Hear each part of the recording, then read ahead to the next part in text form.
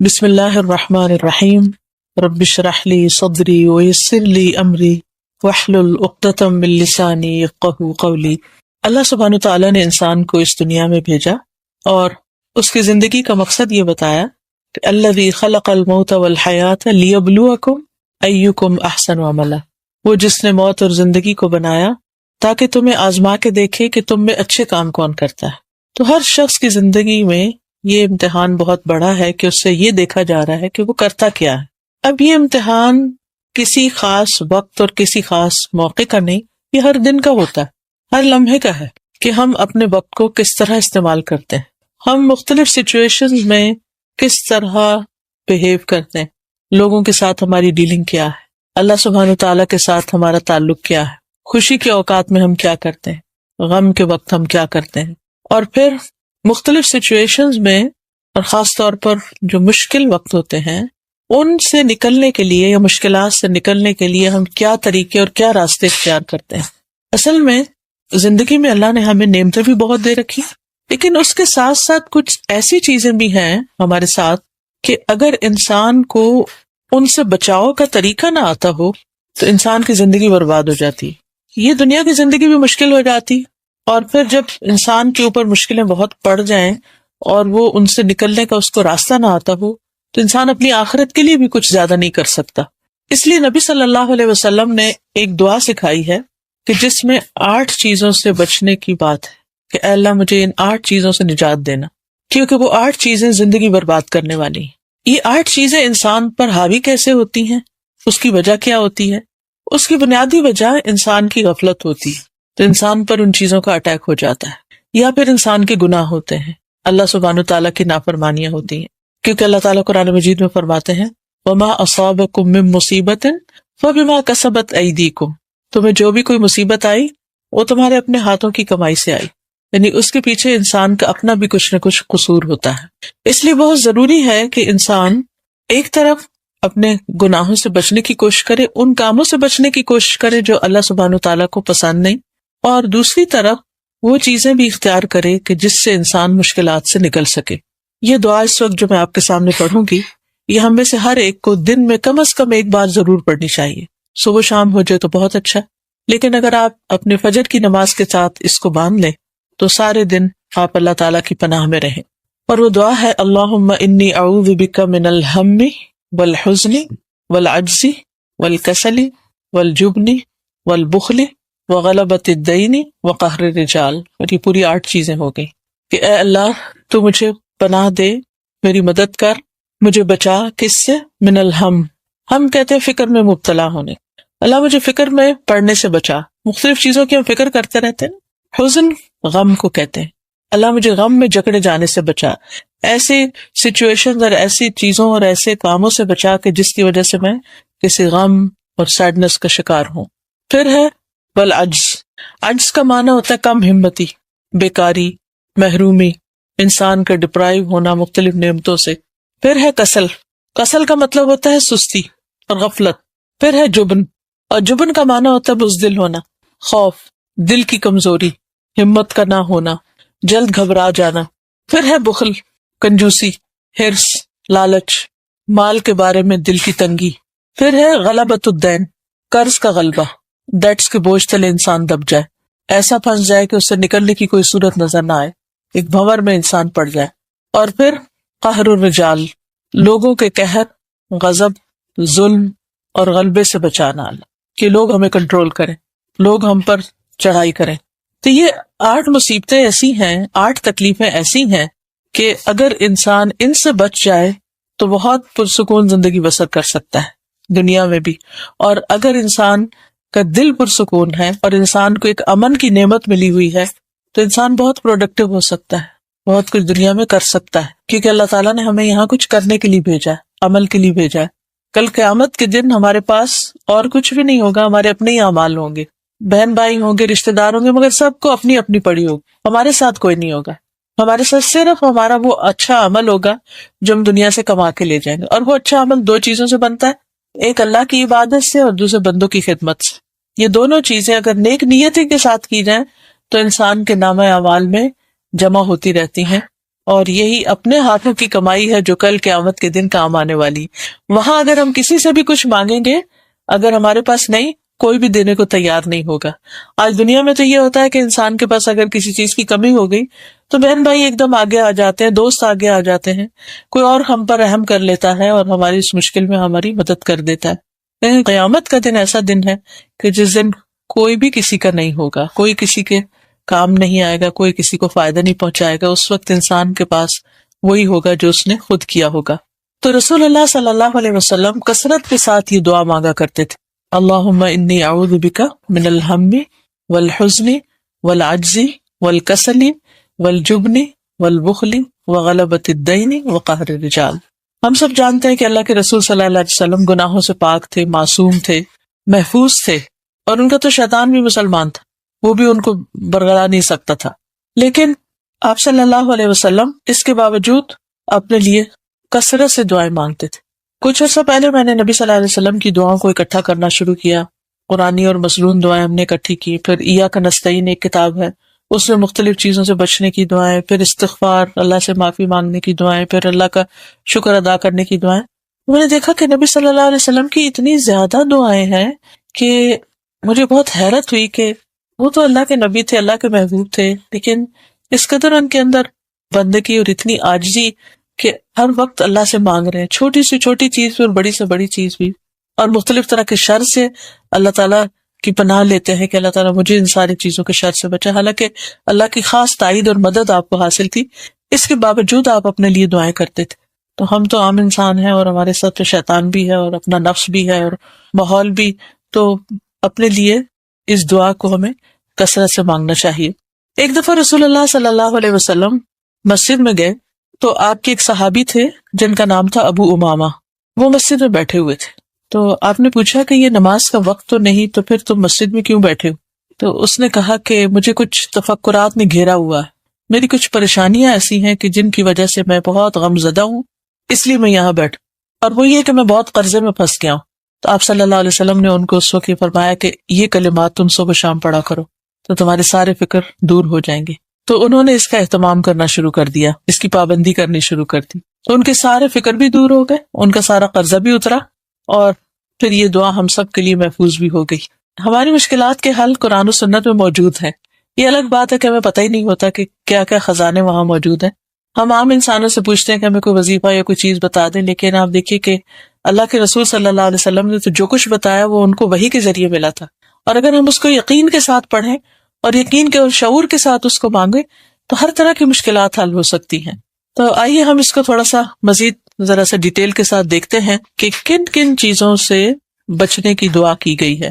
اللہم انی اعوذ بک من الہم والحزن والعجز والکسل والبخل والجبن ودلع الدین وغلبۃ الرجال. یہ غلبۃ الدین وقہر الرجال دونوں طرح کے الفاظ آتے ہیں. تو سب سے پہلی چیز جس سے بچنے کے لیے کہا گیا وہ ہے الہم. ہم کا مطلب ہوتا ہے تفکرات، فکر فاقہ، اس کا کیا ہوگا، اس کا کیا ہوگا، وہ کام نہیں ہوا، یہ مسئلہ رہتا ہے. بعض اوقات ہم لوگوں کی بس عادت ہو جاتی ہے کوئی نہ کوئی فکر لگائے رکھنا اپنے آپ کو، ایک ختم ہوتی ہے تو دوسری ختم ہوتی ہے تو تیسری. اصل میں شیطان ہمارا دشمن ہے، وہ کبھی ہمیں خوش دیکھ ہی نہیں سکتا. آدم علیہ السلام سے جیلس ہوا تھا نا کہ ان کو اتنا زبردست، اتنا اونچا لمبا قد ملا ہے، اتنا حسن ملا ہے، جنت کا لباس ملا ہے، اور ان کو علم ملا ہے، یعنی ہر طرح کی نعمت آدم علیہ السلام کے پاس تھی. اور پھر سب سے بڑی بات ہے کہ فرشتوں سے کہا گیا کہ ان کے آگے سجدہ کرو، شیطان کو بھی یعنی ابلیس کو بھی ساتھ کہا گیا. تو وہ بہت جیلس ہو گیا کہ ان کے آگے میں کیسے جھکوں، میں تو خود آگ سے بنا ہوں اور آگ میں تو بڑی طاقت ہوتی ہے اور آگ بہتر ہے، اور آدم تو مٹی سے بنے. یعنی انہیں کوئی خوبی ان کی نظر نہیں آ رہی تھی کہ ان کا اتنا اونچا لمبا قد اور ان کا حسن اور جمال اور ان کا لباس اور ان کے پاس سب چیزوں کا علم، کیونکہ قرآن کہتا ہے نا علم آدم الاسماء کلھا، وہ علم جو فرشتوں کے پاس بھی نہیں تھا، ابلیس کے پاس بھی نہیں تھا. تو اب آپ ذرا امیجن کریے کسی ایسے شخص کو کہ جس کے پاس خوبصورتی بھی ہو اور جس کے پاس ہر طرح کی نعمتیں بھی ہوں، اور اس کے ساتھ ساتھ یہ کہ اس کے پاس علم بھی ہو، ہائیلی کوالیفائڈ بھی ہو، تو کون اس سے جیلس نہیں ہوگا؟ عام طور پر جس کے پاس یہ سارا کچھ اکٹھا ہو جائے تو اس کے تو بہت دشمن ہو جاتے ہیں خواہ مخواہ میں بھی. تو ابلیس کو آدم علیہ السلام سے حسد ہوا، وہ ان کو دیکھ نہیں سکا کہ اتنی زیادہ اس مٹی کے پتلے کو عزت مل گئی ہے.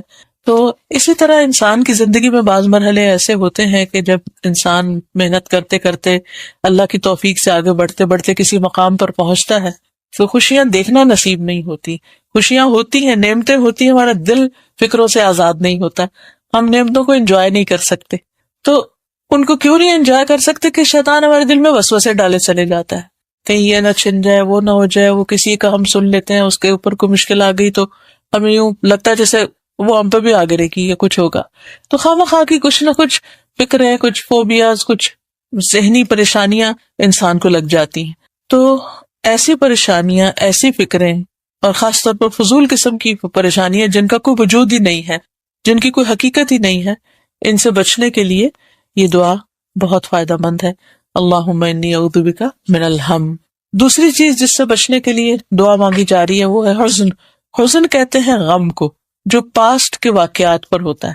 اگر ہم کبھی بھی رو رہے ہوں تو سوچیں ہم کس بات پہ رو رہے ہیں، تو کوئی نہ کوئی چیز ہوگی جو پیچھے گزر چکی ہوگی. کچھ چیزیں تو قریب نیئر پاسٹ میں گزری ہوتی ہیں، اور کچھ وہ بچپن کی ہوتی ہیں، اور کوئی شادی کے وقت کی ہوتی ہے، اور کوئی ان کو یعنی یاد کر کے رونا شروع کر دیتے ہیں ہم کبھی کہ یہ کیوں ہوا، فلاں نے مجھے یہ کیوں کہہ دیا، فلاں نے میرے ساتھ ایسا سلوک کیوں کیا، وغیرہ وغیرہ. تو یہ جو حزن ہے کہ ماضی کو انسان نہیں بھول سکتا، اس سے بھی انسان کی فیوچر کے لیے کام کرنے کی جو صلاحیت ہوتی ہے وہ کم ہو جاتی ہے، وہ ختم ہو جاتی ہے. اور یہ حزن بھی انسان کا بہت بڑا دشمن ہے. تو اس لیے انسان کو اس غم سے بچنے کے لیے کوشش بھی کرنی چاہیے اور دعا بھی کرنی چاہیے. حدیث میں آتا ہے کوئی بندہ ایمان کی حقیقت کو اس وقت تک نہیں پا سکتا جب تک اسے یہ یقین نہ ہو جائے کہ جو کچھ اسے پہنچتا ہے وہ اس سے رہ نہیں سکتا تھا، اور جو اس سے رہ گیا وہ اسے پہنچ نہیں سکتا تھا. یعنی جب یہ بات انسان کو سمجھ آ جائے گی تو انسان کو ایمان کی حقیقت سمجھ آ جائے گی. کیا مطلب ہے اس کا؟ کہ جو میرے ساتھ ہوا یہ ہونا ہی تھا، یہ میری تقدیر میں تھا، اس لیے ہو گیا. اور کبھی غم اس بات کا ہوتا ہے کہ فلاں چیز مجھے ملنے والی تھی وہ کیوں نہیں ملی. یعنی خاص طور پر انسان اگر کوشش کرتے کرتے کوئی چیز اچیو کرنے کے قریب ہوتا ہے تو بعض اوقات ایسا ہوتا ہے کہ وہ چیز پا نہیں سکتا، وہاں تک پہنچ نہیں سکتا.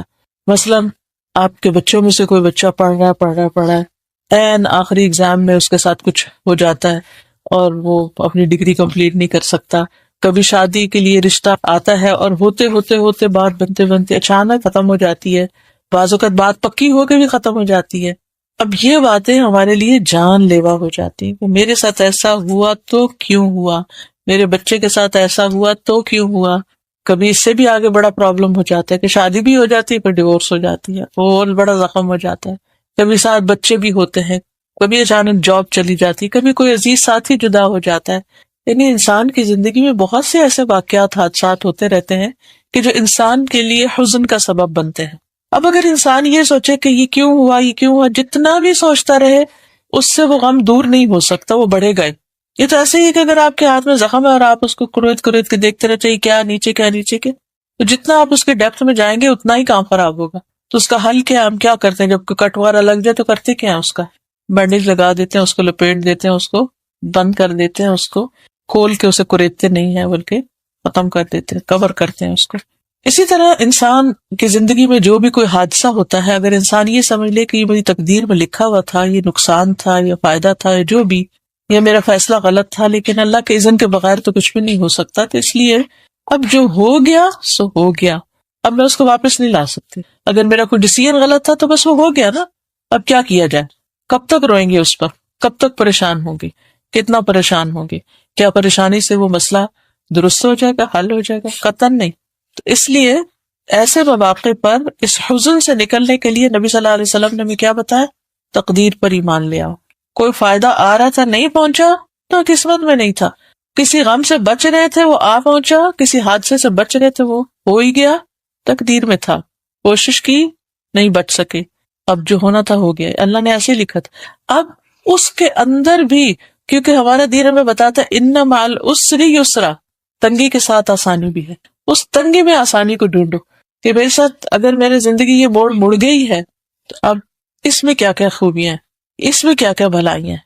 بعض اوقات اچانک ہم ایک جگہ سے دوسری جگہ پہنچ جاتے ہیں، کبھی اچانک کوئی چیز مل جاتی، کبھی اچانک کوئی چیز چلی جاتی، تو پھر انسان دیکھے کہ اس کے جانے میں کیا فائدہ ہے، کیا خیر ہے، کسی چیز کے آنے میں کیا خیر ہے. کبھی کوئی ناپسندیدہ حالات ایسے آ جاتے ہیں جو ہم نہیں چاہتے، لیکن اس میں بھی کوئی خیر ہوتی ہے جو اللہ تعالیٰ اس کے ذریعے ہمیں کچھ سکھانا چاہتا ہے. عام حالات میں ہماری دعائیں، ہمارا ذکر، ہماری اللہ کی طرف رغبت، ہمارے نوافل کہاں ہوتے ہیں؟ جب سب اچھا ہوتا ہے تو ہماری دعاؤں میں وہ اتنی شدت ہوتی ہی نہیں، سوال ہی پیدا نہیں ہوتا کہ ہم بہت دل لگا کے نماز پڑھ سکیں. لیکن جب کوئی غم کی چوٹ ہوتی ہے یا کوئی دکھ یا تکلیف یا ڈپریویشن ہوتا ہے تو پھر ہماری دعاؤں میں، اللہ کے ذکر میں، عبادت میں ہم کچھ نہ کچھ بہتر ہو ہی جاتے ہیں. تو بہت دن جب بندہ اللہ سے دور ہوتا ہے نا تو اللہ تعالیٰ کو یہ پسند نہیں آتی، کیونکہ اللہ تعالیٰ نے بندے کو اپنے لیے پیدا کیا ہے نا، اپنی عبادت. تو اللہ تعالیٰ نے اچھا نہیں لگتا کہ یہ بندہ مجھ سے دور ہو. ہاں، اب وہ مختلف طریقوں سے، مختلف نعمتیں دے کے، مختلف طریقوں سے بندے کو، یعنی اس کو ہدایت دیتا ہے، سمجھاتا ہے.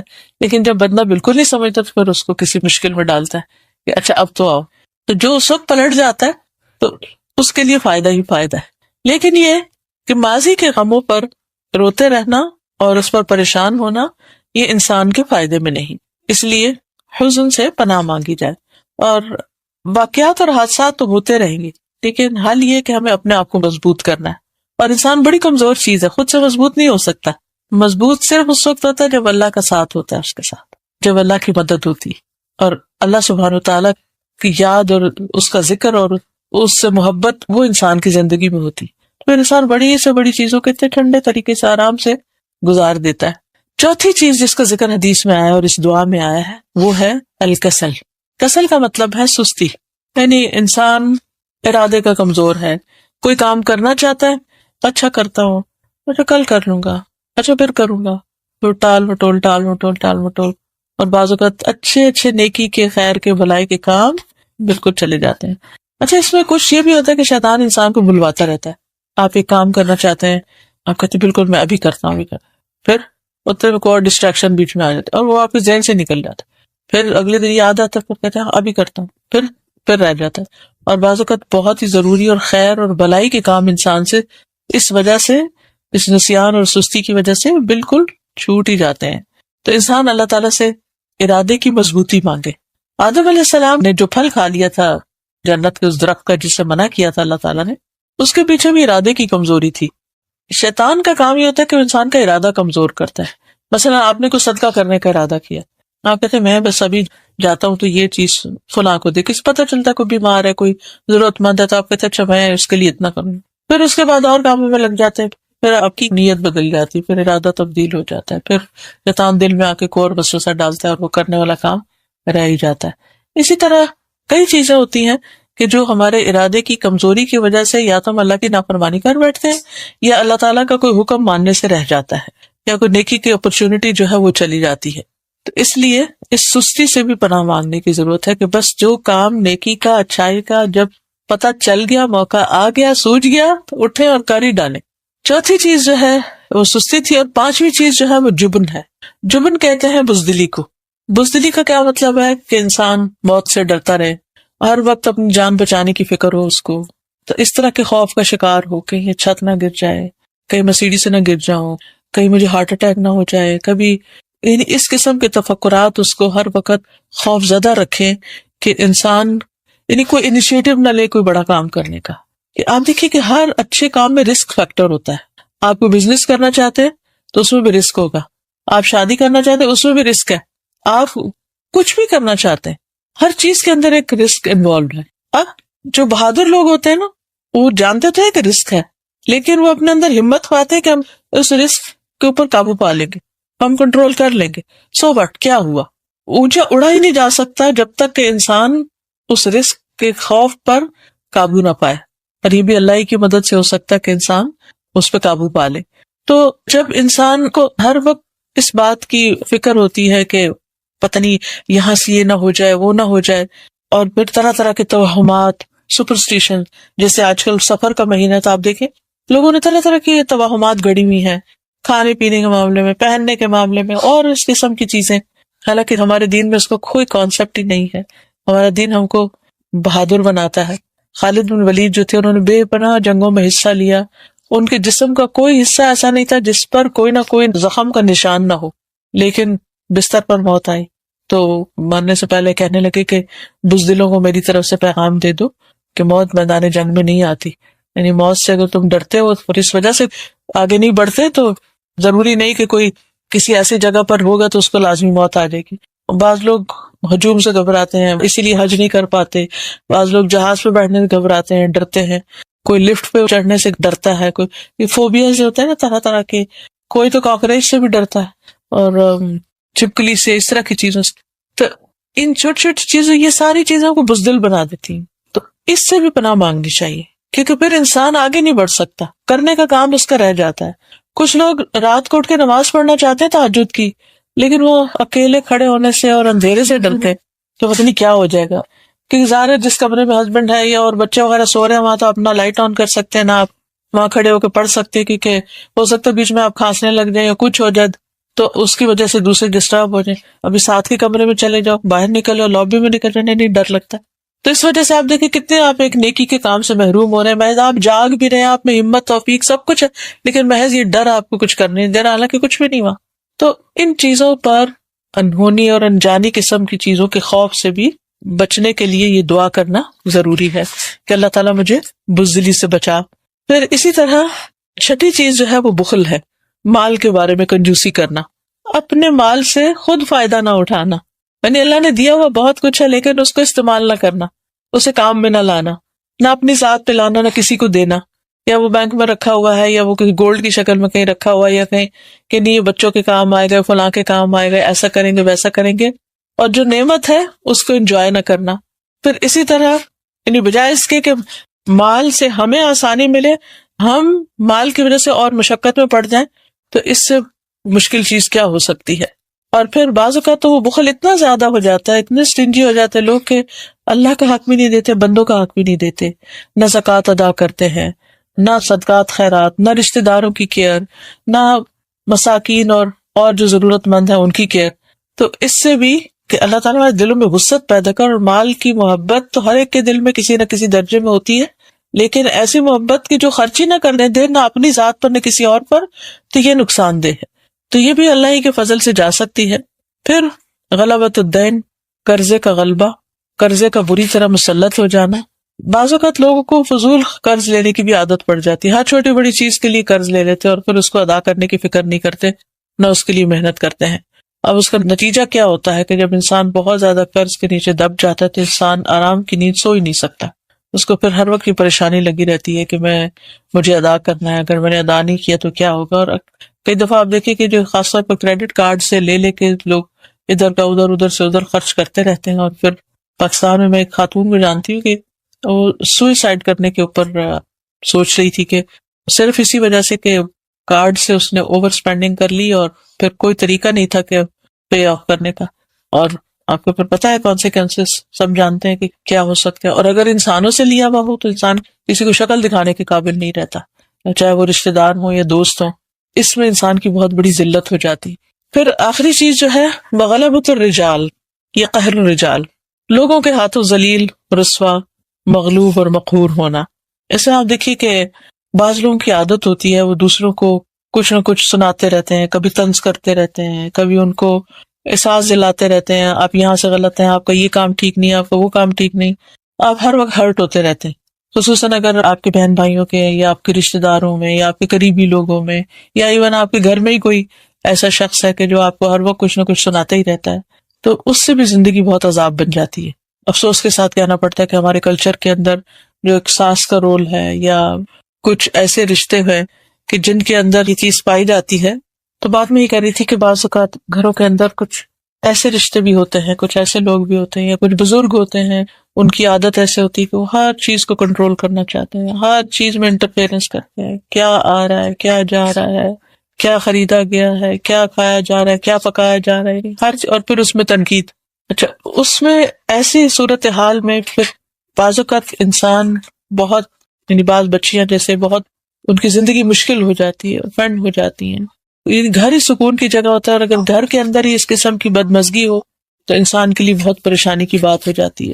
تو اس میں آپ دیکھیے کہ انسان جتنی بھی کوشش کر لے دوسروں کی عادتیں نہیں بدلتی، انسان کو خود بدلنا پڑتا ہے. بعض مردوں کی عادت ہوتی ہے کہ وہ چھوٹی چھوٹی بات پر اپنی بیویوں پہ تنقید شروع کر دیتے ہیں، کبھی ان کے لباس پہ، کبھی ان کے پکانے پہ، کبھی ان اور خصوصاً اگر کوئی اور بھڑکانے والا موجود ہو تو اس زندگی اور بھی حرام ہو جاتی ہے۔